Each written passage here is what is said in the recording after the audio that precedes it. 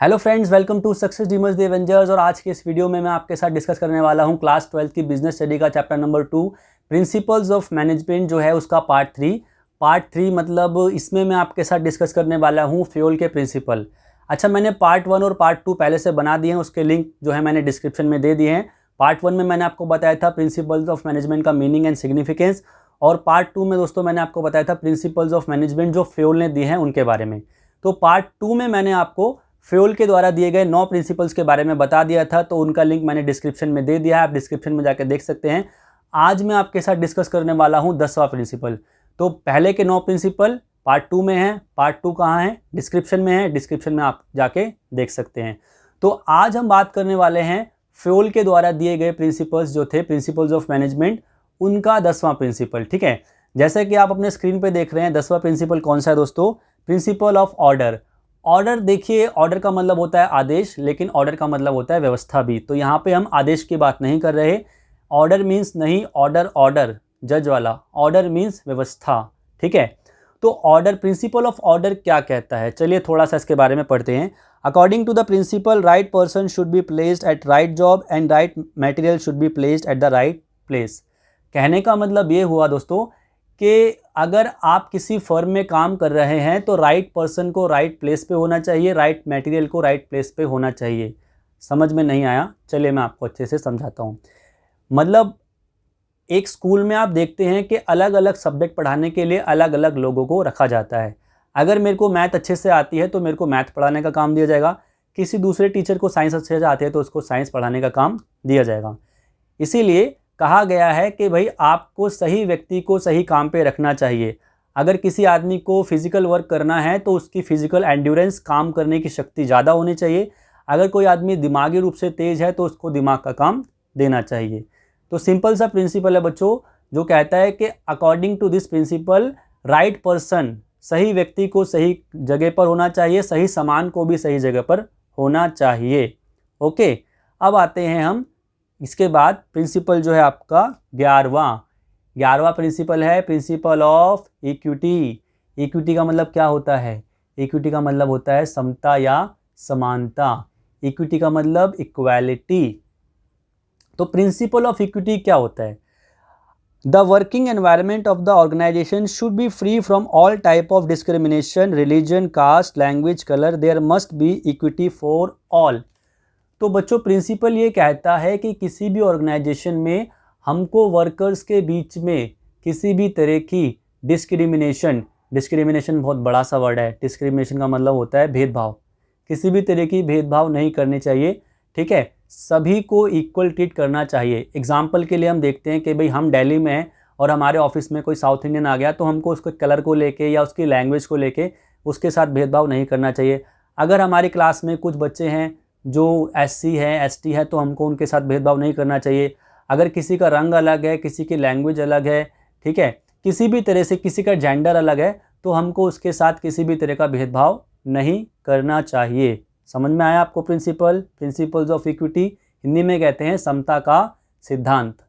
अगला प्रिंसिपल आता है बच्चों 12वां principle, stability of personnel. Hindi में कहते हैं व्यक्ति का स्थायित्व। तो स्टेबिलिटी ऑफ पर्सन का मतलब होता है कि भाई किसी भी बंदे को आप काम पे रख रहे हो, तो आपको कम से कम कुछ समय तक उसको काम पे रखना चाहिए, उसके काम को चेक करना चाहिए, उसके बाद ही उसका परफॉर्मेंस अप्रेजल करना चाहिए। एग्जाम्पल के लिए मैंने एक यूट्यूब पे वीडियो अपलोड करी, आपने स्टार्टिंग के 15 मिनट वो वीडियो देखी और उसके बाद आपने डिसाइड कर लिया कि भाई अच्छे से हमको नहीं पढ़ा रहा, हमको वीडियो नहीं देखनी चाहिए। तो ऐसा नहीं करना चाहिए। आपको कम से कम 2-3 मिनट तक, 5 मिनट तक तो वीडियो देखनी चाहिए। उसके बाद डिसाइड करना चाहिए कि भाई बंदा अच्छा पढ़ा रहा है या नहीं पढ़ा रहा। तो सेम चीज़ है कि भाई आप अगर किसी बंदे को काम पे रखते हैं, according to this principle, if an employ is selected then he must be kept at the job for a minimum fix period of time. उसको आपको कुछ समय तक तो काम पे रखना चाहिए ताकि आप उसकी परफॉर्मेंस का अच्छे से अप्रेजल कर सको।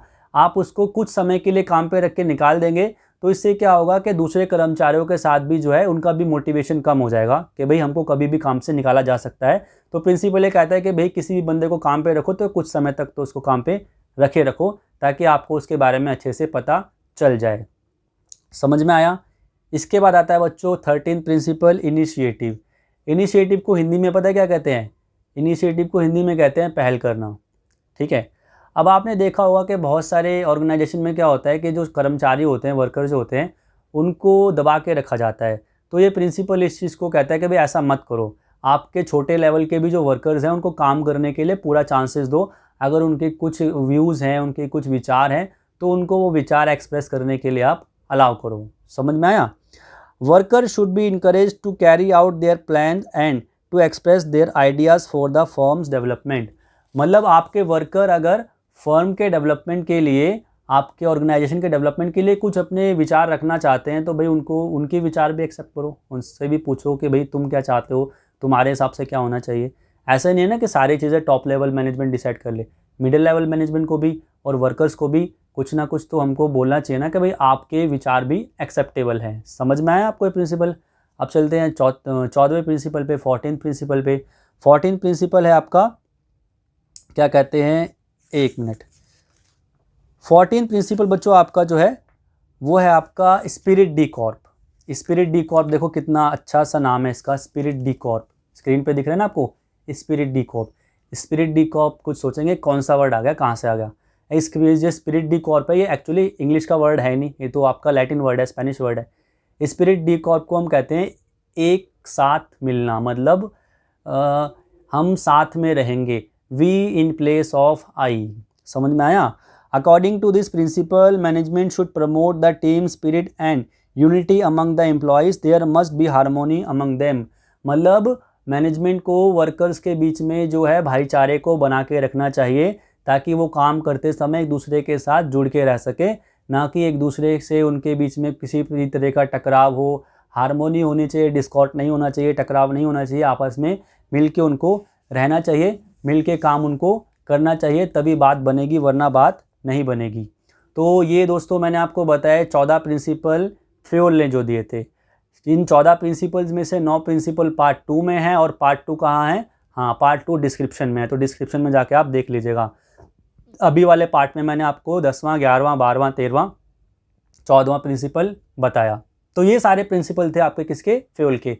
अच्छा भाई, इन प्रिंसिपल्स पे आपका केस स्टडी का क्वेश्चन आता है, तो जो प्रिंसिपल मैं आपको समझाता हूँ उसको अच्छे से समझिए, दिमाग खोल के उसको दिमाग में भर लीजिए, क्योंकि केस स्टडी में आपको जब क्वेश्चन आएगा, तो अगर आपने प्रिंसिपल का कॉन्सेप्ट अच्छे से समझा है, तो उस केस स्टडी में से आप निकाल लेंगे कि भाई यहाँ कौन से प्रिंसिपल की बात की गई है। चलिए, अब मैं आपको और नहीं पकाता हूँ, अब हम चलते हैं अगले टॉपिक की तरफ। अगला टॉपिक है साइंटिफिक मैनेजमेंट। साइंटिफिक मैनेजमेंट की जब बात की जाती है बच्चों, तो हम किसकी बात कर रहे हैं? हम बात कर रहे हैं टेलर की। अब टेलर जो था, टेलर बाबू जो थे, टेलर जो था वो टॉप लेवल पे काम करता था, फ्योल तो लोअर लेवल पे काम करता था। तो टेलर ने क्या करा? टेलर ने भी कुछ प्रिंसिपल दिए, लेकिन टेलर ने जो है टेक्निक्स दी। टेक्निक्स के बारे में हम बात करेंगे चौथे पार्ट में, ठीक है। अभी तो हम तीसरे पार्ट पे हैं, तो हम बात करते हैं प्रिंसिपल्स ऑफ साइंटिफिक मैनेजमेंट की, जो टेलर बाबू ने दिए, ठीक है। टेलर ने जो है 4 प्रिंसिपल दिए, फ्योल ने दिए कितने? 14, और टेलर ने दिए 4। तो भाई, तो पहले तो साइंटिफिक मैनेजमेंट में आपको थोड़ा सा बता देता हूँ। According to this concept, we should promote new and modern methods of doing the work in the organisation. It helps to maximise production at minimum cost. तो टेलर ने जो साइंटिफिक जो मैनेजमेंट का कॉन्सेप्ट दिया, तो टेलर ने ये बोला कि भाई हमको क्या करना है, हमको तो भाई साइंटिफिक मेथड को इस्तेमाल करना है, मतलब पुराने तरीकों को छोड़ दो और नए तरीकों पे आ जाओ, ताकि आप जो है अपनी ऑर्गेनाइजेशन को और अच्छे तरीके से आप रन कर सको। समझ में आया? अब टेलर ने भी 4 प्रिंसिपल दिए, तो आपके स्क्रीन पे देखिए, सबसे पहला प्रिंसिपल दोस्तों कौन सा आ रहा है आपके स्क्रीन पे? सबसे पहला प्रिंसिपल आ रहा है science not rule of thumb, विज्ञान ना की रूढ़िवादिता, विज्ञान ना की रूढ़िवादिता। According to this principle, there must be scientific study and analysis of each element of the job, and we should promote new and effective ways of doing the job rather than traditional and old one. समझ में आ गया? आ गया होगा, चलो मैं समझा देता हूँ। टेलर कहता है कि भाई हमको किसी भी काम को करते समय पुरानी तकनीक का इस्तेमाल नहीं करना चाहिए, हमको देखते रहना चाहिए कि उस काम को करने का नया तरीका कैसे हम इस्तेमाल कर सकते हैं, और अगर किसी काम को करने का नया तरीका आता है तो हमको उस तरीके को झट से अपना लेना चाहिए। जैसा कि आप देखते हैं ना कि भाई ये टिकटॉक बनाते समय हम देखते हैं बच्चे नए नए तरीके के फ़िल्टर लेते रहते हैं, पुराने तरीके इस्तेमाल नहीं करते, नए नए तरीके के फ़िल्टर इस्तेमाल करते रहते हैं, नए नए तरीके के वीडियो इफेक्ट, ऑडियो इफेक्ट इस्तेमाल करते रहते हैं। तो वो यही कहता है कि भाई किसी काम को करने का आसान तरीका मिल रहा है, इफेक्टिव तरीका मिल रहा है, तो उसको जो है मुश्किल तरीके से मत करो, आसान तरीका इस्तेमाल कर लो। समझ में आया? अब हम चलते हैं दूसरे प्रिंसिपल पे। अपने स्क्रीन पे देखिए, दूसरा प्रिंसिपल है हार्मोनी नॉट डिस्कॉर्ड। अब ये प्रिंसिपल जो है ना, आपने एक पहला प्रिंसिपल पढ़ा था ना, स्पिरिट डी कॉर्ड, उसके साथ मिलता है। There must be complete harmony and proper understanding between the management and workers in achieving their goals. तो ये प्रिंसिपल कह रहा है, भाई टेलर ने कहा कि भाई मैनेजमेंट को और वर्कर्स को एक दूसरे को अपना दुश्मन नहीं मानना चाहिए, बल्कि एक दूसरे के प्रति उनके जो विचार हैं वो ऐसे होने चाहिए कि भाई हम एक दूसरे को सपोर्ट करें। ठीक है, क्योंकि ऐसा होता है कि वर्कर सोचते हैं कि मैनेजमेंट हमारे बारे में नहीं सोचता, और मैनेजमेंट सोचता है कि वर्कर्स जो है उन पर सख्ती नहीं करेंगे तो ये काम चोरी करेंगे। तो ऐसा नहीं होना चाहिए। वर्कर्स और मैनेजमेंट के बीच में हार्मोनी होनी चाहिए, मतलब एक दूसरे के बीच में जो है सहयोग होना चाहिए, मधुरता होनी चाहिए, टकराव नहीं होना चाहिए, किसी भी तरह की कुंठा नहीं होनी चाहिए। समझ में आया? तो ये आपका प्रिंसिपल है हार्मोनी एंड नॉट डिस्कॉर्ड। अब हम चलते हैं तीसरे प्रिंसिपल पे, cooperation and not individualism. Cooperation and not individualism Hindi में बताता हूँ। हिंदी में कहते हैं सहयोग ना कि व्यक्तिवाद। सहयोग ना कि व्यक्तिवाद। समझ में आ गया? मतलब कहने का क्या हुआ कि एक ऑर्गेनाइजेशन में हमको एक दूसरे के साथ सहयोग करना चाहिए, ना कि व्यक्तिवाद। चलिए मैं आपको समझाता हूँ कि मान लीजिए एक ऑर्गेनाइजेशन में चार लोगों की हमने टीम बना दी, ABCD, EFGH PQRS 1 2 3 4। ठीक है, तो ABCD 4 लोग थे, तो उनको टारगेट मिला कि भाई आपको एक दिन में 100 यूनिट बनानी है।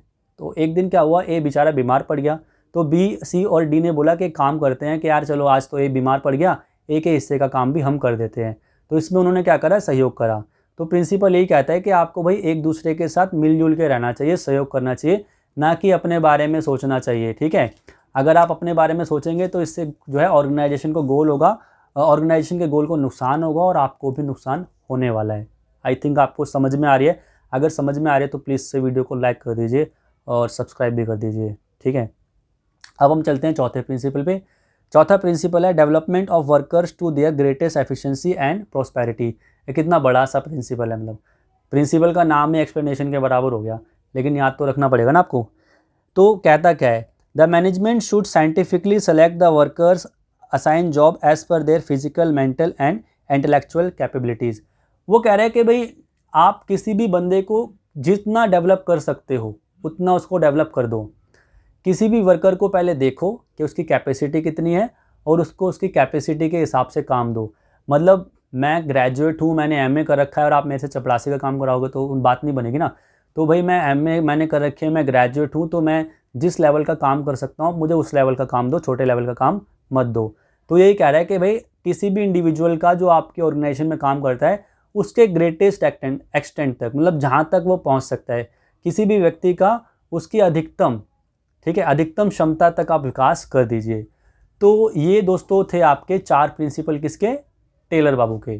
तो आज की इस वीडियो में मैंने आपको बताया क्या, आज की इस वीडियो में मैंने आपको बताया फ्यूल के प्रिंसिपल, फ्यूल के बचे हुए प्रिंसिपल 10, 11, 12, 13, 14। उसके बाद साइंटिफिक मैनेजमेंट क्या होता है, साइंटिफिक मैनेजमेंट के 4 प्रिंसिपल। ठीक है, अब जो चौथा पार्ट होने वाला है वो बहुत धांसू होने वाला है, क्योंकि उसमें मैं आपको बताने वाला हूँ टेक्निक्स ऑफ साइंटिफिक मैनेजमेंट। तो उसको आप मत छोड़िएगा तो उसको भी मत छोड़िएगा, क्योंकि उसमें आपको साइंटिफिक मैनेजमेंट की टेक्निक्स के बारे में पता चलेगा, जो कि आपके पेपर के लिहाज से बहुत इंपॉर्टेंट है, पेपर में ज़रूर आती है। तो उस पार्ट को आप मत छोड़िएगा, उसको भी मैं कल परसों ही बना के डाल दूँगा। तो इसको देखने के बाद उसको ज़रूर से देख लीजिएगा, और उसको देखने के बाद फिर आपका चैप्टर ख़त्म। मतलब 4 पार्ट हो गए, पहला पार्ट, दूसरा, तीसरा, चौथा, 4 पार्ट में आपका चैप्टर ख़त्म। एक पार्ट कितने, 15 मिनट का होता है, मतलब 1 घंटे में आपका पूरा का पूरा चैप्टर नंबर 2 मैंने निपटा दिया। मतलब कितना एफिशिएंट हूँ मैं। आप भी एफिशिएंट बन जाइए और मेरे वीडियोज़ को जल्दी से सब्सक्राइब कर दीजिए। Thank you.